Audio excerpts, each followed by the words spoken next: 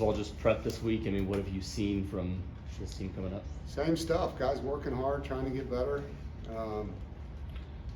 Guys trying to take the mistakes off the film that obviously has been on film in certain places. And it's a fun team to coach. I keep telling you the same thing, and nothing's changed. We got to eliminate mistakes. I mean, that's how you win a game, is not beat yourself, and then make plays that are there to make. And so focus has been the same. It's much more about us than our opponent. We got to play a clean football game to win a football game, period.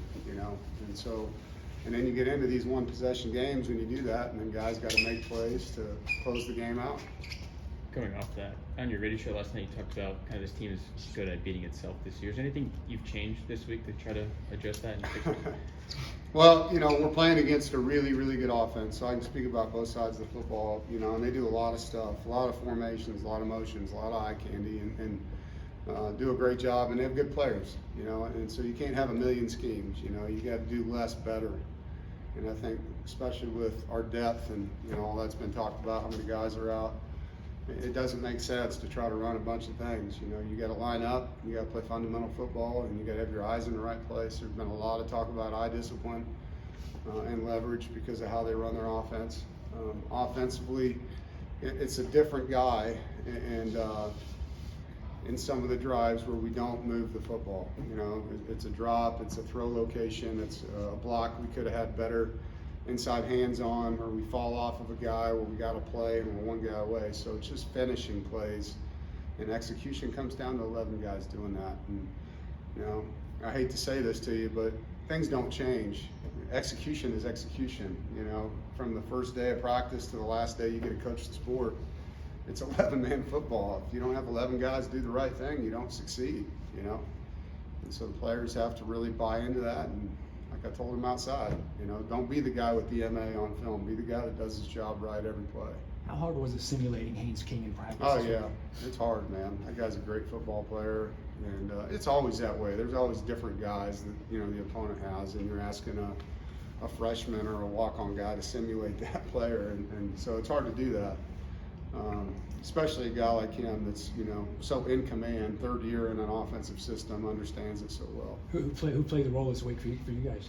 We have two quarterbacks that we rotate down there, and both of them did a great job. Hudson and Ethan gave us the best that they could give us.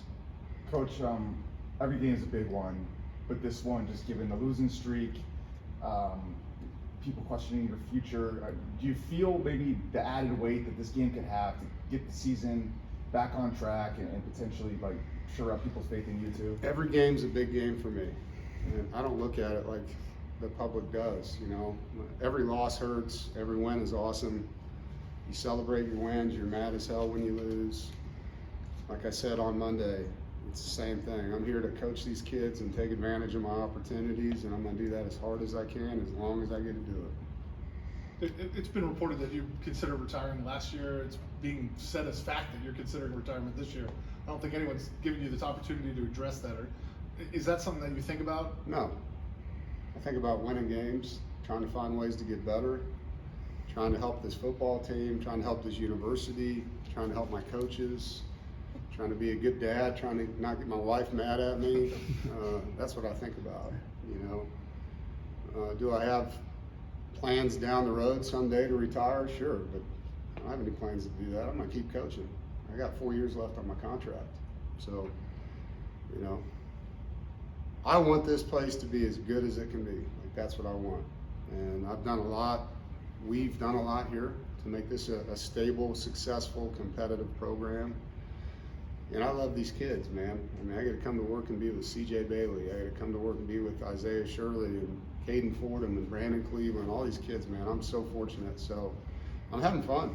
I know losing sucks and it hurts, and I'm pissed as hell on Sunday and Monday, but I'm having fun going to practice with this football team. You mentioned on your radio show that you maybe didn't have as much fun with last year's team. It was hard. Last year's team was hard. This is not last year, and I think no different than Boo or any other person that is in charge of something. At the end of every year, you look at it and you're like, man, that was really hard, or I really enjoyed that, but what can we do better? I'm gonna worry about it at the end of the season, and what can I do better than I did last year? And You know, sometimes you got to step away from it and give yourself a little breath, not make emotional decisions, and you know. But right now, it ain't about that. It's about trying to beat a really good Georgia Tech football team.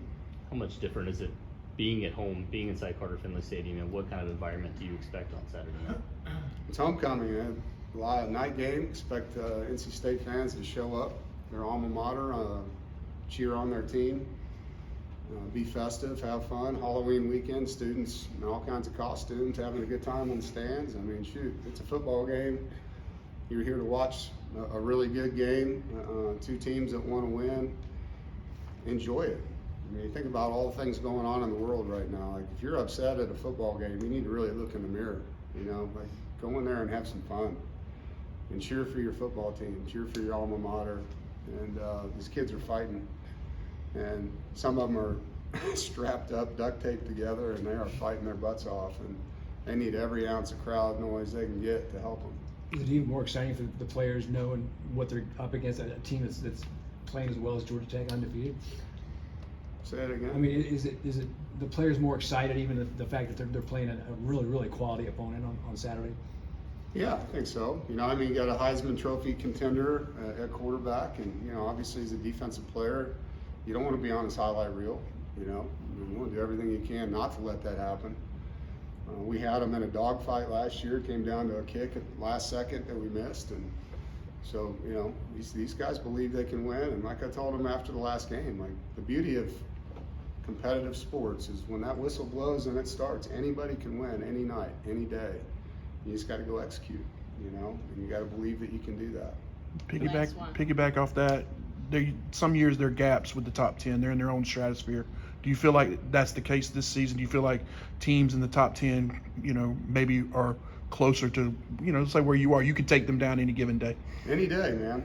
You know, and the odds are against you when you're all a lot of players out and things like that. But man, you see upsets in sports all the time, and I've been a part of a few of them. You know. And so I don't look at anything as insurmountable. I look at it as a huge opportunity. And you get to play against a really good coach, really good team, yeah. But my focus is more on how can we get these guys to play their best football? And what's that look like? 4 quarters of complimentary football with fewer mistakes. And that's all we're focused on right now. Thank you, guys.